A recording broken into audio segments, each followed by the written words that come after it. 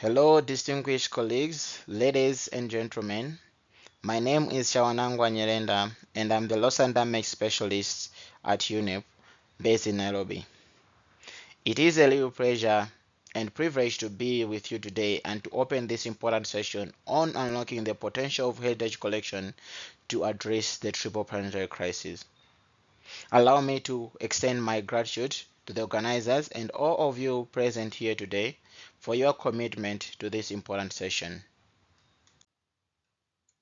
As you may know, UNEP described the triple planetary crisis as a crisis of climate change, crisis of biodiversity loss, and the crisis of pollution and waste. These three interconnected challenges are shaping our present and the future. As you can see on the screen, we are currently on track for 2.1 to 3.9 degrees Celsius of warming by the end of this century, and this is far beyond the limits of the Paris Agreement. And looking at biodiversity loss, 1 million species are currently threatened with extinction due to habitat loss, climate stress, and pollution. We have also observed rivers, glaciers, forests, and wetlands are going under accelerating pressure. And when we turn to the crisis of pollution and waste, 7 million people annually are dying due to respiratory and cardiovascular diseases. And we have also seen a surge in zoonotic diseases. These crises are not an abstract, they are lived realities. Over the past years, we have seen how floods have washed away communities. We have observed how the species have disappeared from ecosystems and how the air has silently undermined human health.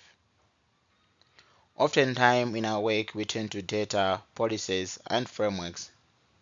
But today, we are invited to look at something different, yet deeply powerful: collection. Heritage collections hold more than objects. They hold memory, identity, and knowledge. They connect us to the past while offering insights for the future. So, why do collections matter in this conversation?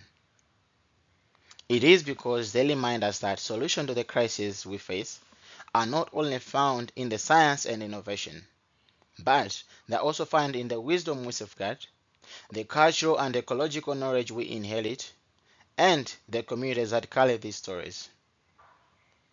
Corrections, they have been key in terms of housing long-term environmental data set, which is very critical for detecting and interpreting climate trends.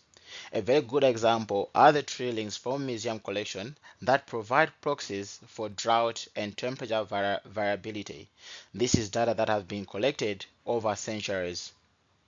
And second, they are key when it comes to biodiversity baseline and monitoring, as natural history collections support taxonomic studies and provide baselines to measure species decline or recovery.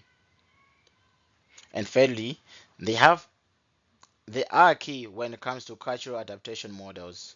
Ethnographic and ecological collection document traditional technologies and cultural practices which have been a strong backbone for communities for over a long-term period to adapt to extreme environment.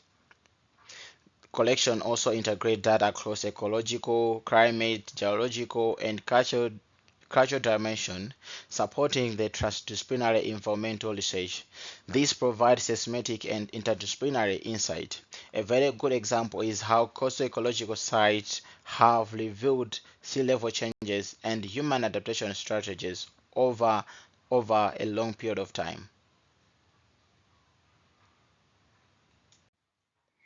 It is also important that we recognize the role of collection-based organizations, from the museums to libraries to research institutions. These are not just custodians of history. They are active players in resilience, education, and transformation. At UNEP, we believe that unlocking this potential requires new partnerships, strong connections between science and society, and practical pathways that empower people. We recognize the strength of collection-based organization when it comes to provision of climate relevant data from environmental archives to local government and researchers. This environmental data or climate data, it is so critical when it comes to programming policies and practice that helps to strengthen climate adaptation, disaster risk reduction, and resilience building. But we also appreciate how the use of natural history collection is supporting species monitoring and habitat restoration. As a result, this trickle down to preservation of biodiversity knowledge. They have also been key in terms of developing practices that are culturally relevant. For instance, it's important that we recognize how collection-based organizations support community-led biocultural how they support community-led biocultural restoration by linking traditional ecological knowledge housed in ethnographic collection with restoration practitioners.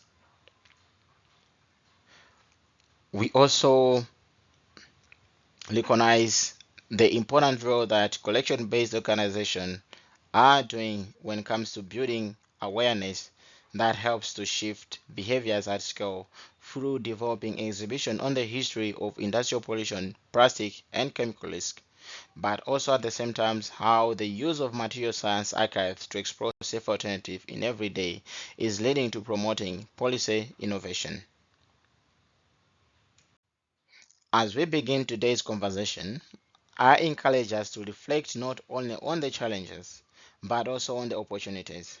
How can collection inspire action through policy and planning, through capacity building, through collaborative research and innovation? How can they help bridge the gap between evidence and policy, between the local and the global, between the past wisdom and the future solutions? I look forward to the dialogue ahead and to learning from the expertise in this room. And I believe together we can shape pathways where collection are not silent archives, but living assets for people and the planet.